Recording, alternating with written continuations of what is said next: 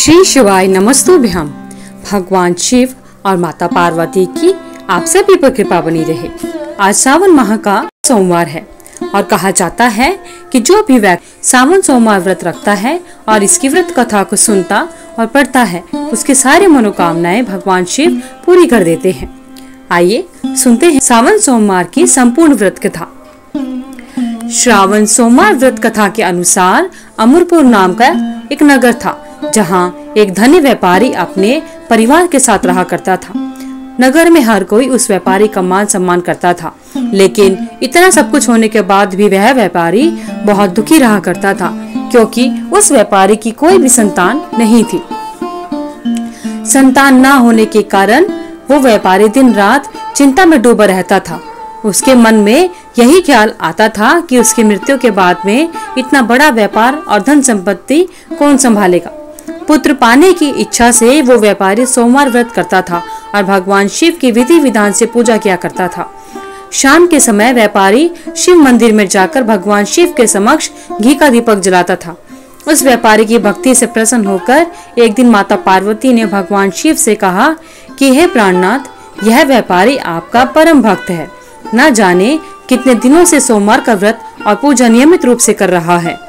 भगवान, आप इस व्यापारी की मनोकामनाएं पूरी करें।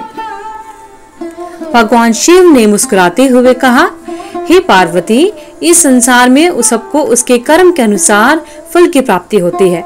जिसके भाग्य में जो लिखा है उसे वही मिलता है। लेकिन इसके बावजूद भी पार्वती जी नहीं मानी। उन्होंने आग्रह करते हुए कहा कि नहीं भगवान, आपको इस व्यापारी की इच्छा जरूर पूरी करनी होगी। यह आपका बहुत बड़ा भक्त है, प्रति सोमवार विधिवत व्रत रखता है और आपको इसे पुत्र प्राप्ति का वरदान देना ही होगा। पार्वती का आग्रह देख भगवान शिव ने कहा, तुम्हारे आग्रह पर मैं इस व्यापारी को पुत्र प्राप्ति का वरदान देता हूँ, लेकिन उसका पुत्र केवल 16 वर्ष तक जीवित रहेगा। उसी रात भगवान शिव ने उस व्यापारी को सपने में आकर दर्शन दिया और कहा कि मैं तुम्हें पुत्र प्राप्ति का वरदान देता हूँ, लेकिन तुम्हारा पुत्र 16 वर्ष तक ही जीवित रहेगा। भगवान के वरदान से व्यापारी को खुशी तो हुई, लेकिन पुत्र की अल्पायु को सोचकर उसकी खुशियों का नाश हो गया। लेकिन उसके बावजूद भी व्यापारी पहले की तरह सोमवार का व्रत विधि विधान से करता रहा। कुछ महीने के बाद उसके घर में अति सुंदर पुत्र उत्पन्न हुआ। व्यापारी ने धूमधाम से पुत्र जन्म का समारोह मनाया। व्यापारी मन ही मन दुखी रहता था, क्योंकि वो अपने पुत्र की अल्पायु का रहस्य जानता था। यह रहस्य उसने अपने घर में किसी को नहीं बताया था। विद्वान ब्राह्मणों ने उस पुत्र का नाम अमर रखा। जब अमर 12 वर्ष का हुआ तो उसे शिक्षा ग्रहण करने के लिए वाराणसी भेजने का निश्चय हुआ। व्यापारी ने अमर के मामा दीपचंद को बुलाया और कहा कि अमर को शिक्षा प्राप्त करने के लिए वाराणसी छोड़कर आइए। इस तरह से अमर अपने मामा के साथ शिक्षा प्राप्त करने के लिए निकल पड़ा। रास्ते में जहाँ भी अमर और दीपचंद ठहरते, वहीं यज्ञ करते और ब्राह्मणों को भोजन कराते रहते। लंबी यात्रा के बाद अमर और दीपचंद एक नगर में पहुँचे। उस नगर के राजा की कन्या का विवाह था, जिसके लिए पूरा राज्य सजाया गया था। राजा की कन्या की बारात आ गई, लेकिन वर का पिता अपने बेटे के एक आंख से काने होने के कारण बहुत दुखी था। उसे भय था कि राजा को इस बात का पता चलने पर कहीं वह अपनी पुत्री का विवाह उससे करने से इनकार न कर दे। वर के पिता की नजर अमर पर पड़ी तो उसके दिमाग में एक विचार आया। उसने सोचा, क्यों ना इस लड़के को अपने बेटे की जगह राजकुमारी से इसका विवाह करा दूं। विवाह के बाद इस लड़के को धन देकर विदा कर दूंगा और राजकुमारी को नगर ले आऊंगा। वर के पिता ने इस बारे में अमर और उसके मामा दीपचंद से बात की। दीपचंद धन के लालच में वर के पिता की बात स्वीकार कर लेता है। अमर को दूल्हे के वस्त्र पहनाकर राजकुमारी चंद्रिका से उसका विवाह संपन्न करा दिया गया। राजा ने बहुत सा धन देकर राजकुमारी को विदा किया। अमर जब लौट रहा था तो उसने जाते जाते राजकुमारी की ओढ़नी पर लिख दिया कि राजकुमारी चंद्रिका, तुम्हारा विवाह मेरे साथ हुआ था। मैं वाराणसी में शिक्षा प्राप्त करने जा रहा हूँ। अब तुम्हें जिस नव युवक की पत्नी बनना पड़ेगा वह एक आंख से काना है। जब राजकुमारी ने अपनी ओढ़नी पर लिखा हुआ पढ़ा, उसने काने लड़के के साथ जाने को मना कर दिया। उधर अमर अपने मामा दीपचंद के साथ वाराणसी पहुंच गया। अमर ने गुरुकुल में पढ़ना शुरू कर दिया। जब अमर 16 वर्ष का हुआ तो उसने एक यज्ञ किया। यज्ञ की समाप्ति पर ब्राह्मणों को भोजन कराया और उन्हें अन्न और वस्त्र दान किए। रात को जब अमर अपने शयन कक्ष में सो रहा था, शयनावस्था में ही सोते हुए ही अमर के प्राण निकल गए। सुबह जब उसके मामा अमर को देखने आए तो उसे मृत देखकर रोने पीटने लगे। मामा के रोने के स्वर समीप से गुजरते हुए भगवान शिव और माता पार्वती ने भी सुने।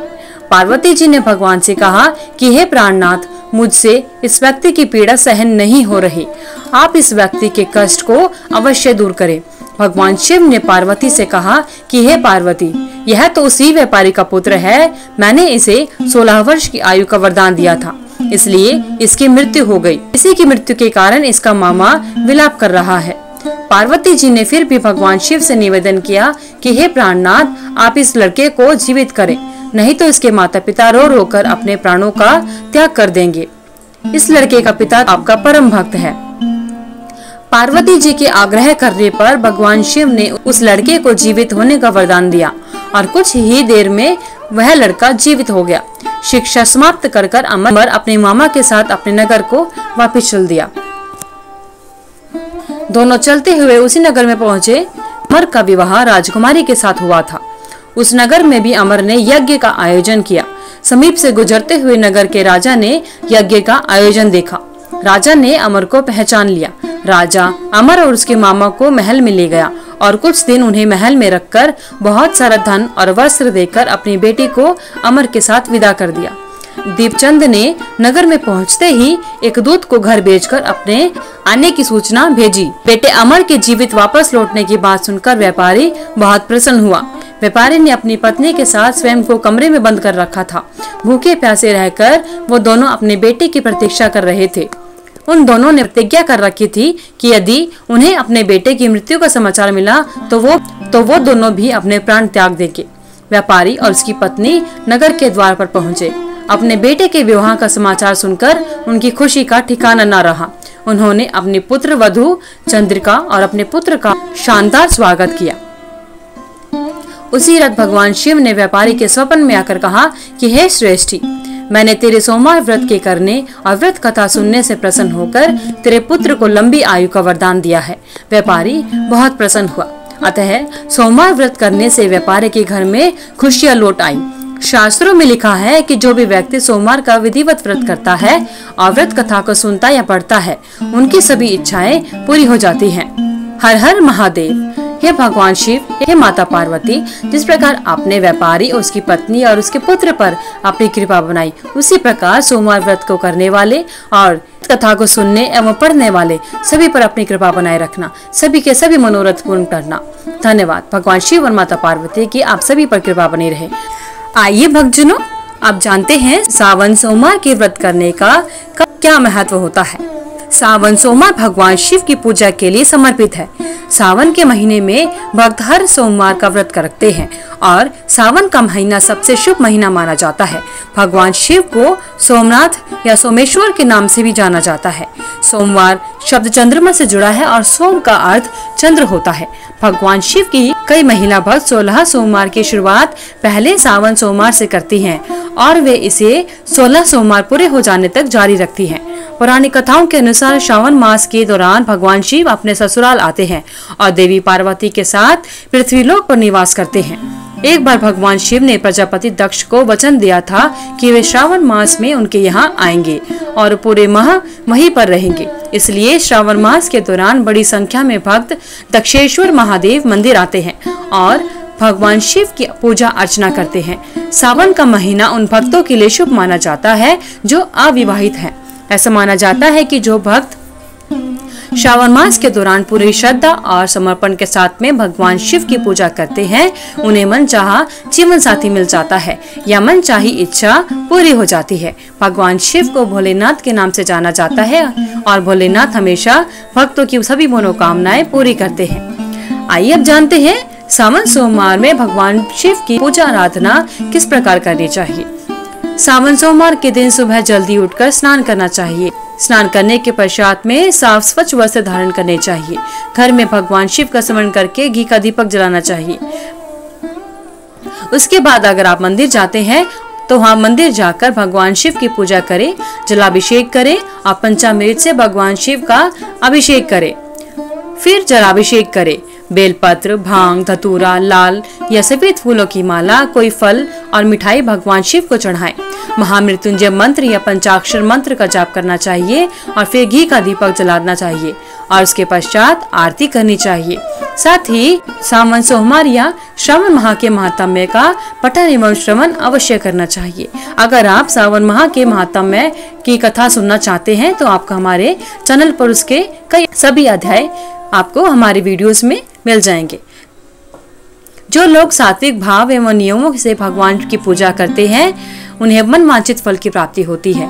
इन व्रतों में सफेद वस्त्र धारण करके सफेद चंदन का तिलक लगाना ही पूजनीय है तथा सफेद वस्त्र के दान की ही सबसे बड़ी महिमा है। अपनी इच्छा के अनुसार, संकल्प के अनुसार व्रत करके अपना संकल्प उद्यापन करना चाहिए। सावन सोमवार के दिन ओम नमः शिवाय मंत्र या महामृत्युंजय मंत्र और भगवान शिव के अन्य मंत्रों का अवश्य जाप करना चाहिए। मान्यता है कि सावन के सोमवार का व्रत और पूजन करने से जीवन की सभी परेशानियां दूर हो जाती हैं। अगर आपको वीडियो अच्छी लगी तो वीडियो को लाइक करें, शेयर करें, चैनल को सब्सक्राइब करके बेल आइकन को जरूर प्रेस करें ताकि आगे आने वाले सभी वीडियोस की नोटिफिकेशन आप तक समय से पहुंचते रहे। आपका दिन मंगलमय हो। कमेंट बॉक्स में हर हर महादेव लिखना ना भूलें।